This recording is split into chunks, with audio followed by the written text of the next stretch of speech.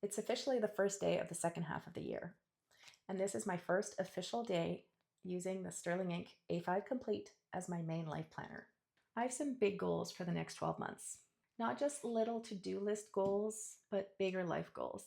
Brand goals, business goals, health and energy goals, creative goals, and the kind of personal goals that are easy to avoid unless you actually make space to look at them. So today I'm setting this planner up as more than a calendar.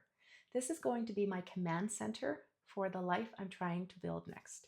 I'll show you how I'm using the monthly pages, the weekly pages, the daily pages, not to make my life perfectly organized, but to help me think clearly, make better decisions, and actually follow through. So let's get into the planner, because today is day one. And I want this to be the place where the second half of the year starts to feel real. This is my first official day in the Sterling Ink A5 Complete. I'm setting it up as my main life planner for the second half of the year. I have other books for memory keeping, that will be this one, and reflection, which is my Momentum Archive. But this one has a very specific job. This is the planner I want to use for decisions, direction, planning, and follow through. This is the academic A5 Sterling Ink Complete for 2026-2027. I'm not asking this planner to hold every single thought I have. I'm asking it to help me see what I'm building. I'm going to show the structure of how I'm setting this up, but not every private detail. So there's a few areas that I've covered up. So for this video, I'm going to use categories and overall system rather than showing every specific number or private plan. So the first thing I focus on is my quarterly goals. So I've already pre-written some in here. And this is really where I put my Q3 possibility list. And I'll be adding a little more as I go. What's great is there's a quarterly spread. And obviously this book starts here, so it's in Q3. And so you've got a spot to put the details for specific monthly goals. And on top, I have my quarterly goals. So then I've got what I wish to achieve by the end of Q3. And I'll break this down into monthlies as well. I'll split the column down in half. So this is my monthly goals for this quarter. And here I'll write in things like what my income goals would be, my channel goals would be, any health goals, any adventures, anything along those lines that are a focus for me in this quarter. But this is not me trying to control the entire quarter. It's me naming the doors I'm open to and the direction I want to move in. And what I will be working on here is my sustainable routines, my health and energy, home resets, adventure, daily evidence. And I'll be splitting that up into every month. So what I wish to achieve each month. And the big goal is evidence. So that's what I'm focusing on. Now going into the monthly goals, I've already pre-filled color coding, and this will be for my YouTube channel. So for my July focus, I'd like to finish my 100 video challenge, my new post challenge rhythm. I've got my energy, health, and home goals. And this all refers back to what I have on the quarterly page, the Q3 top, and identifying my video topics for July. So I'll be pre-filling these into the month.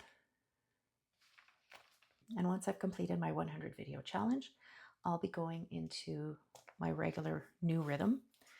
And I have a few pillars for my channel. So what I'll be doing here is actually color coding so that I know which topic a video is for that week.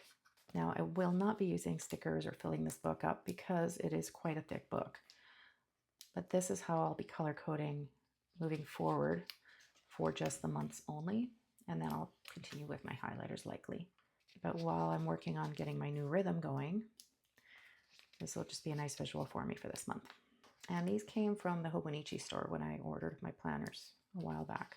Okay. So now I will fill in what my videos are, and this happens in the weekly pages. Now going back to what I've got planned for this month. So I'm still a part of my challenge. So today we're actually doing first official day of the second half of the year, and that's this one, and so on. So I'll have them numbered here. And on the 14th will be my 100th day. So this will be a quick glance at my month. Now, the monthly page is where I want to see the shape of July. I'm not trying to cram every task into the spread. I want this page to show the anchors, video deadlines. I'll have some personal commitments and reset days, and the big focus areas that affect the month. July is a big month because this is the month I finish my 100-day challenge. And so this is not just a calendar page, it's a completion page. July is the bridge between proving I can show up and building a more sustainable rhythm. Now, just like you saw above, I've got different categories. So I'll put a legend here just for myself so I know what my focus points are.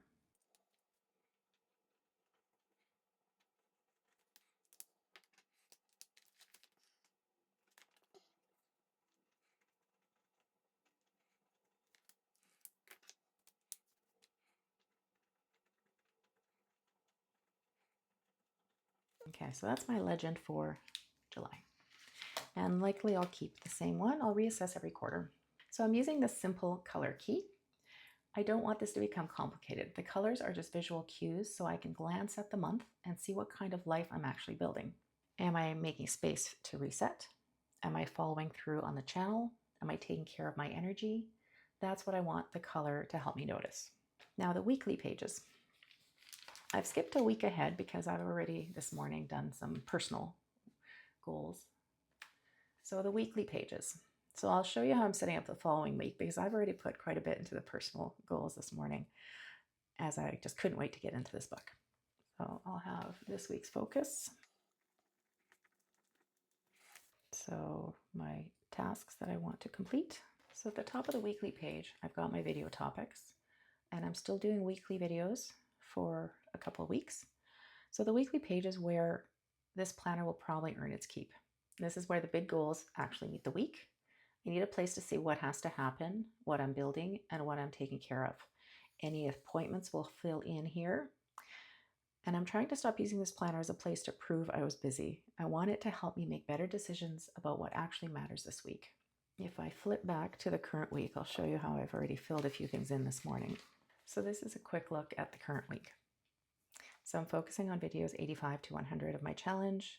This week is video 85 to video 91.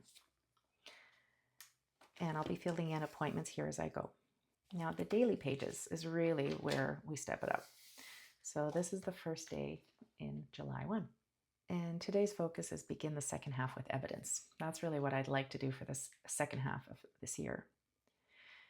So for my dailies, I'll put my focus on the top of the day, and this could be my key tasks to do.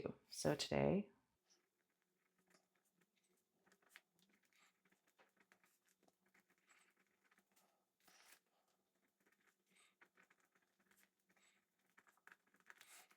so this will be my top priorities for the day. So obviously working on this video, desk reset for my studio, exercise, and personal or family time. So this is the first daily page I'm officially using in this planner. I don't want the daily pages to become giant guilt lists. I want them to be a place where I choose the next right action. So I'm also experimenting with an evidence section. And what I do is at the bottom of the day, I'll time block about after 9 o'clock on. So 9 to 9. Now my days definitely start earlier. If they do, I'll move that up. But what I do here at the end of the day is I write down my wins. As the day goes on, I fill in appointments and fill into my time block. And on the right side will be notes, thoughts, anything relevant to the day. So I'm experimenting with an evidence section, which is my wins. Not just what I did, but what evidence did I create today that I'm becoming the person who follows through. And that's it here. So for my wins today, it'll be record the video. And I'll fill this in as each day goes on. Now, the other great thing about this is at the end of every week and every month, there is a blank page in this book. So here is for this month is where I'll outline my video topics. Now I've started a bit of that already on the end of this week. So what I love about this book is at the end of every week, there's a blank page to recap. And this is where I've started this morning just to fill in the weekly videos for this week. So they coincide with the week. And once I've completed them, I check them off. And topics can vary, so I'll put it ultimately in the weekly to know what went live. but what has been recorded and what has been published gets a note. There are note pages in the back of this planner, and I may eventually use those for content ideas, decisions, quarterly reviews. So this is my first official day in my Sterling Ink A5 Complete. I know the system will evolve once it meets real life, because every planner system does. But right now, this feels like the right place for the second half of the year to begin. I don't need this planner to make my life perfect.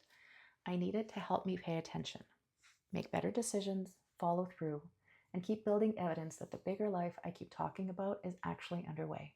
If you're also resetting for July or the second half of the year, I'd love to know what you're making space for next.